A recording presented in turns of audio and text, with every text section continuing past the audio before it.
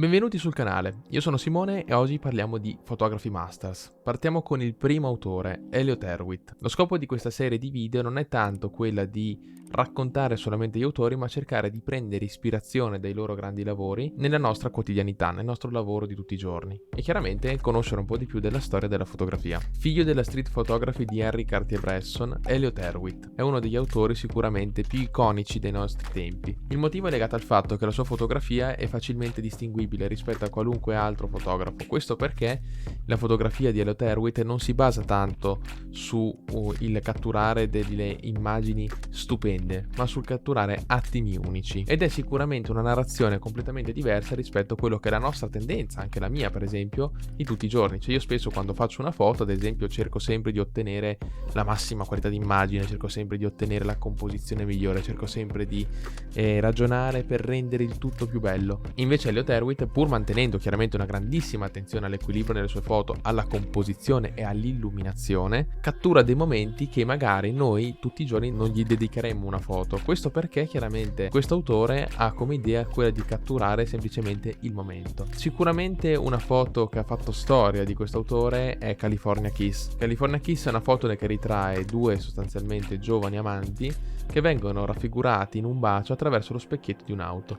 Questo è uno scatto che per l'epoca è risultato fortemente innovatore, perché non è una foto che tecnicamente ritrae in primo piano i soggetti come si usava a fare allora, ma è una foto che in un certo senso raccoglie come un dettaglio non tanto il paesaggio e l'intorno di loro due, ma loro due stessi. Loro due sono un dettaglio all'interno di uno specchietto. Oltretutto, questo può far riflettere su diversi significati simbolici dello specchietto. Ma al di là di queste foto, in realtà Elliott Erwitt è molto famoso per quelle che sono le foto umoristiche con i cani. Famosissimo per questo tipo di scatti. Vi lascio alcuni esempi. Adesso vi dico la verità, non vi sto a dire i titoli perché molto spesso è il nome della città con l'anno, ma semplicemente sono foto che non hanno uno scopo prettamente di andare sostanzialmente a creare una foto bella per il soggetto, ma creare una foto umoristica. E sicuramente Elliott Erwitt è stato uno dei primi a introdurre all'interno della street photography, all'interno dei generi come il ritratto, la tematica dell'umorismo.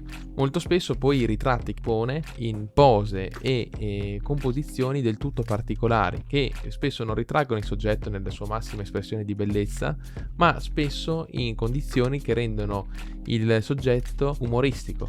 E sicuramente questo è un modo di raffigurare i soggetti che pone Elliott Erwitt in una condizione di essere facilmente riconoscibile come stile e come modo di fare foto. Sicuramente poi possiamo dire che Elliott Erwitt ha iniziato poi a lavorare negli anni 50 professionalmente per delle riviste come per esempio Life e da lì incomincia il suo grande percorso. Nel 2011 vince il premio Henry Cartier-Bresson, nonché anche l'Infinity Award nel 2015. Un'altra cosa che è interessante del pensiero di Elliott Erwitt è il come possiamo far manifestare l'espressione di un soggetto. Cosa intendo dire con questa frase? Intendo che Elliott Erwitt molto spesso non raffigura i soggetti direttamente.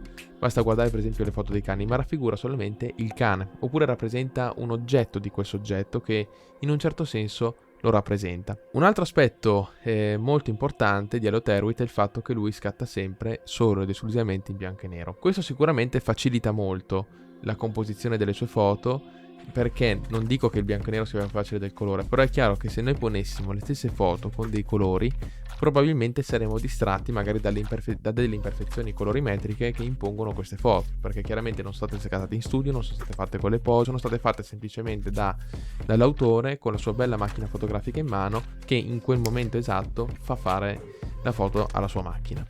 Questo chiaramente si traduce nel fatto che è impossibile poter controllare in maniera perfetta il momento in cui viene scattata la foto, soprattutto considerando che Erwitt scattava con delle macchine ovviamente analogiche e senza tutte quelle che sono le facilitazioni che noi abbiamo nelle nostre macchine digitali. Basti pensare all'autofocus. Questo chiaramente è un fattore determinante, quindi sicuramente la scelta del bianco e nero è sì per imprimere i soggetti all'interno di un momento che risulta tra virgolette eterno, ma è anche per andare ad evitare tutte quelle che sono i disagi dovuti a non poter scegliere, a non poter controllare alla perfezione i colori. E questa necessità chiaramente non deriva da un'incapacità dell'autore, ovviamente, ma da un'esigenza dovuta all'attrezzatura disponibile e allo stile fotografico dello stesso.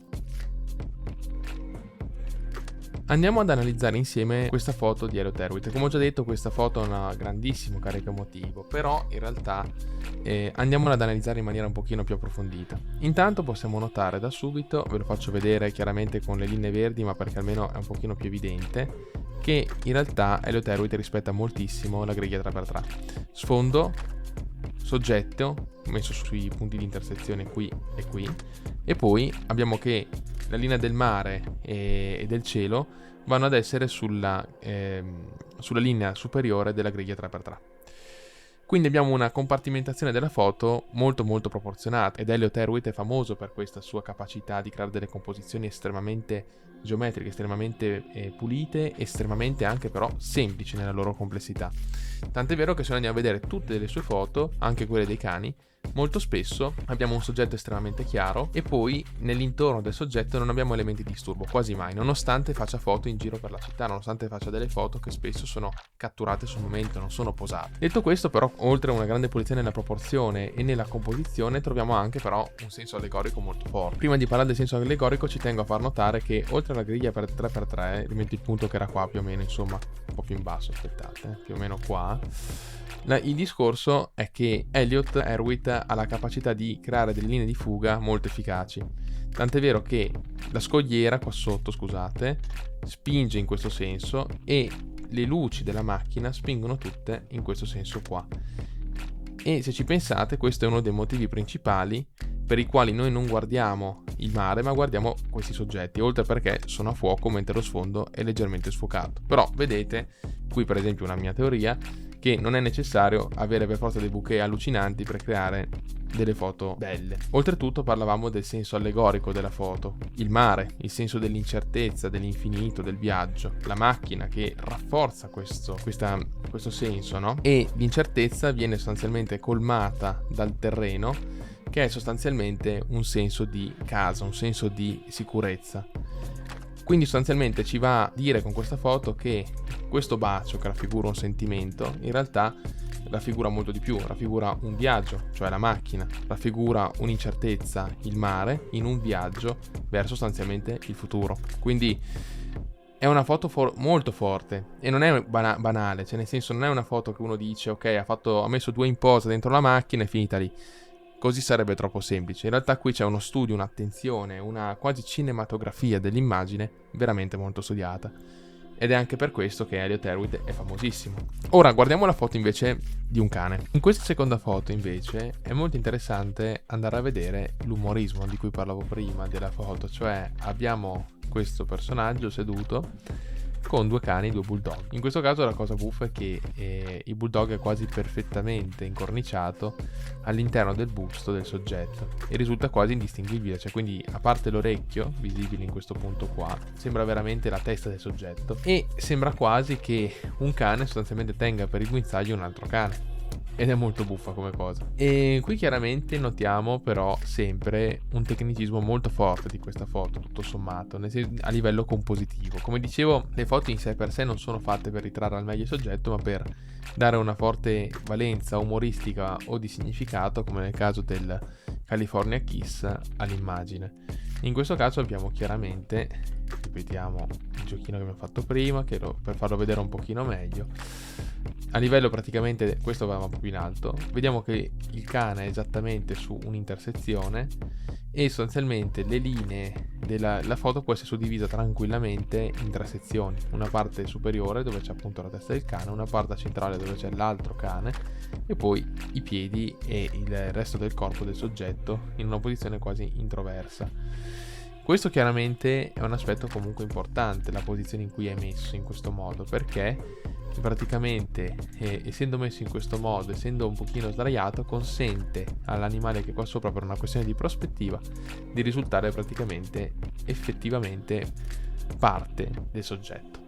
Quindi in realtà anche qui si nota un grande occhio, una grande attenzione all'illuminazione, ma alla composizione e alla prospettiva da parte di Elliott Erwitt. E sicuramente questo è un elemento che, per esempio, nelle mie foto, parlando proprio di mie foto personali, spesso è un aspetto che sì, considero, ma tendo magari alcune volte a non valorizzarlo quanto riesce a fare questo grandissimo artista, ovviamente, aggiungerei. Quindi, cosa ne possiamo trarre da queste foto? Possiamo imparare due cose. Intanto la capacità di valorizzare al massimo la prospettiva e il messaggio della foto, non solo mediante praticamente il soggetto in sé, ma mediante anche il contorno, perché anche qui per esempio la presenza di questo secondo cane qua, ad esempio, aumenta di molto l'impatto umoristico della foto. Se non ci fosse, chiaramente la foto perderebbe un pochino di potenza, perché chiaramente sembra che questo cane appunto tenga per il guinzaglio un altro cane, che è assolutamente assurdo, c'è una foto quasi distopica questa qui. L'altro fattore è gli elementi di contorno che potenziano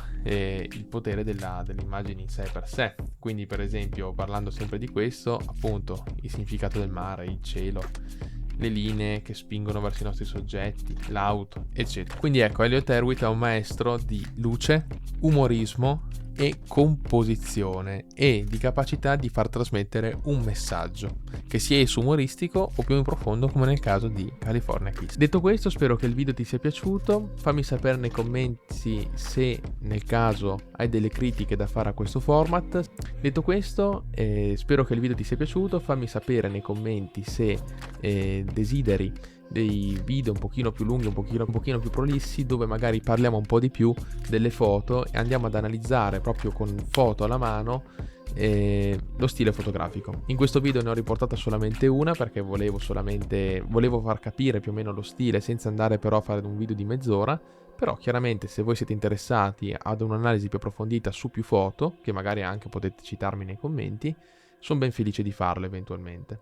Detto questo vi saluto, mi raccomando lasci un like e iscriviti al canale e lascia nel commento qui sotto magari un autore che desideresti vedere nel prossimo video. Ciao!